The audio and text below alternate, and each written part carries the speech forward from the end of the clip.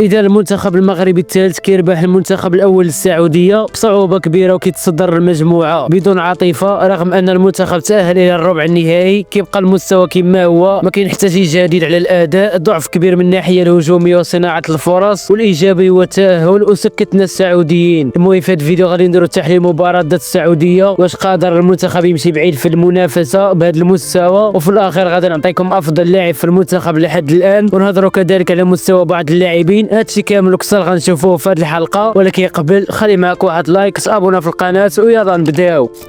التشكيله اللي دخل بها طارق السكسيوي ضد السعوديه ما فيهاش تغييرات على اخر مباراه ضد عمان، نفس التشكيله ما كاين حتى شي تغيير، وهذا الشيء طبيعي باش يكون الانسجام والتفاهم بين اللاعبين. المهم نذكركم بالعناصر اللي شاركت اساسيه في حراسه المرمى: مهدي بن عبيد، وكقلبي دفاع بوفتيني ومروان سعدان اللي قدموا بجوج مستوى كبير، وكظهير ايمن بوركسوت، هذا غنهضروا عليه في اخر الفيديو. وفي الجهه اليسرى كظهير ايسر المساوي، هذا من اضعف اللاعبين اللي كاينه في التشكيله، لاعب بدون اي اضافه وخاص يتبدل في المباراه الجايه. وفي خط الوسط حريمات وانس باش، حريمات باقي ما شفناش المستوى ديالو الحقيقي، وقدامهم وليد الكرتي كصانع العاب حتى هو نفس الشيء بحال حريمات. وكجناح ايمن البركاوي اللي فاز براجل المباراه، وكجناح ايسر امين زحزوح من اضعف اللاعبين في المنتخب، ورغم ذلك السكسيوي باقي مصر عليه كاساسي. وكراس حربه طارق تيسودالي. في اخر الفيديو غادي نهضروا على اختيارات المدرب، واما دابا غادي نشوفوا مجريات المباراه. السعوديه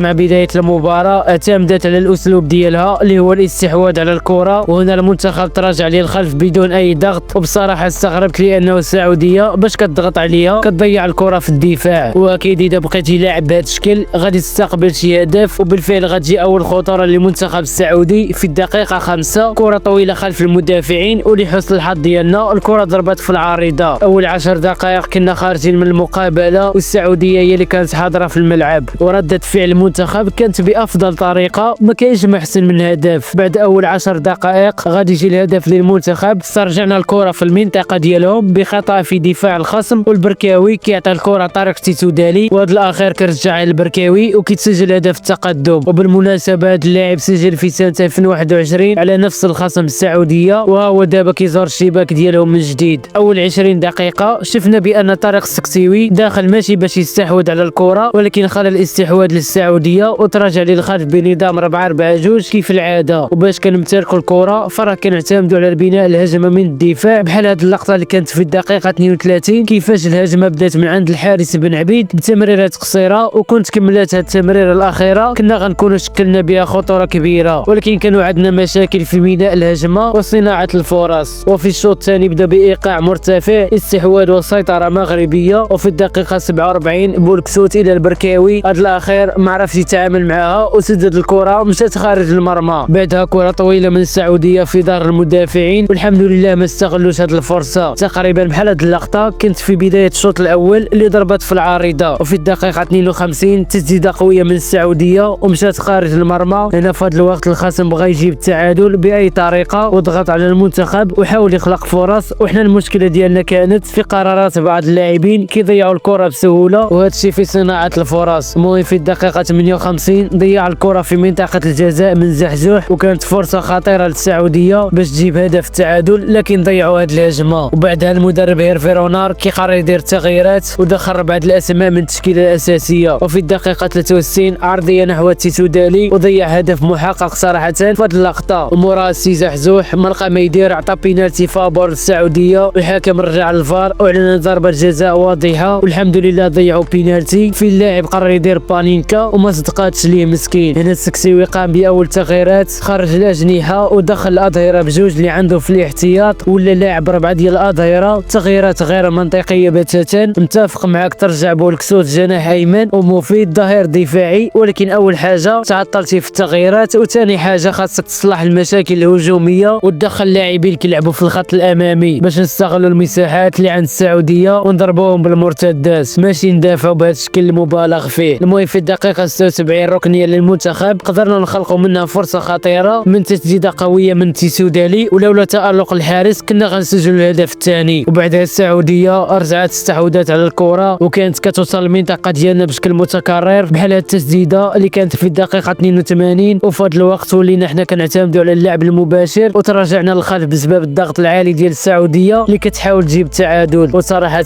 رجعنا للور بشكل مبالغ والخصم تكب علينا في المنطقة ديالنا في آخر الدقائق، وهنا طارق كان دخل المهديوي وموراه خرج مدافع ودخل قلب دفاع ولينا مدافعين بزاف. آخر اللحظات كانت صعيبة على المنتخب بعرضيات خطيرة داخل منطقة الجزاء. المهم هو أن قدروا اللاعبين يحققوا الأهم، فوز على السعودية، واللي العين السعودية لعبة بالمنتخب الأول، أما المنتخب المغربي دخل بالمنتخب الثالث. منتخب بدون هوية تذكر. طارق السكتيوي باقي ما شفنا منه والو، بكل صراحة بدون عاطفة. ما كنتقدش هنا المدرب بلا أسباب، ولكن الحقيقة تقال الاختيارات ديالو غير منطقية. أداء المنتخب لحد الآن ماشي بداك الصورة اللي كنا كنتخيلوها قبل ما تبدا البطولة، والناس اللي متبعة المنتخب من الأول غادي تعرفني شنو بغيت نوصل. والغريب في الأمر المنتخب في أسوأ المستوى ليه وقدر يتصدر المجموعة. أفضل لاعب لحد الآن هو بولكسوت. النقطة المضيئة في اختيارات السكسيوي، لاعب كويري ما شاء الله، هجوميا ممتاز، كيشكل خطورة كبيرة على دفاع الخصم، الوحيد اللي كيلعب ثقة كبيرة تحت الضغط رغم مستوى المنتخب الضعيف. بولكسوت ظهير وجناح في نفس الوقت، مراوغ وسريع ومهاري بالكرة، وهو مصدر الخطورة الأول ديال المنتخب رغم أنه كيلعب في الخط الخلفي. وأما الظهير اللي كيلعب في الجهة اليسرى المساوي مستواه ضعيف خصوصا دفاعيا. السعودية لعبات من جهته بزاف باش شافتو ناقص في هذا الماتش، واغلب الخطورة كانت من الجهة اليسرى. واما زحزوح للاسف خيب الظن ديالنا، كنا كنتظروا منه مستوى كبير لكن كيقدم اداء سيء بدون اي حلول هجومية، وهادشي كينطبق حتى على حريمات الكرتي وانس باش، مستواهم ضعيف في هذه البطولة رغم ان المستوى ديال كاس العرب ماشي في النيفو العالي. والنقاط المضيئة لحد الان هما السعدان بوفتيني بوركسوت، وايضا المهاجم تيسوداري اللي كيتقاتل في الهجوم بوحدو. رغم فوز المنتخب والتأهل باقي خاصنا الخدمة كبيرة، وكنتمناو يتحسن المستوى في باقي المباريات. الاهم البارح هو ربحنا سواعدة اللي صدعوا لينا راسنا قبل الماتش، هاتوا المغرب هاتوا المغرب، وقال لك غادي يربحونا بنتيجة عريضة. هادشي وحنا لاعبين ضدهم بالمنتخب الثالث. اما المنتخب الثاني ديال المنتخب المغربي انتم عارفينهم بلا ما نجبد الاسماء، هما هادوك اللي كيستحقوا فرصة في المنتخب الاول وما كيتناداش عليهم من قبل الركراكي. نجمعوهم غادي يعطيونا المنتخب الثاني. كاين عمران الوزاري، تشارتسون، عثمان معما، الزبيري، واللائحة طويلة. يعني المنتخب الرديف اللي مشارك في كاس العرب هو في الواقع المنتخب الثالث او الرابع بكل صراحة. اما السعودية لعبة معنا بالمنتخب الاول ديالهم فيه الاحتياطيين والاساسيين من غير الدوساري. المهم طارق السكتيوي خاصو يركز على المقابلة الجاية ضد سوريا في الربع النهائي، مباراة ماشي بداك السهولة اللي كتخيلوها، بحيث مباريات خروج المغلوب كلشي كيكون حاضر بقوة، وكاين اللي كيخلق المفاجأة. ما تنساوش تخليو لي الرأي ديالكم في التعليق ودخلوا عندي الانستغرام، ونتلاقاو في فيديو جاي وتهلا.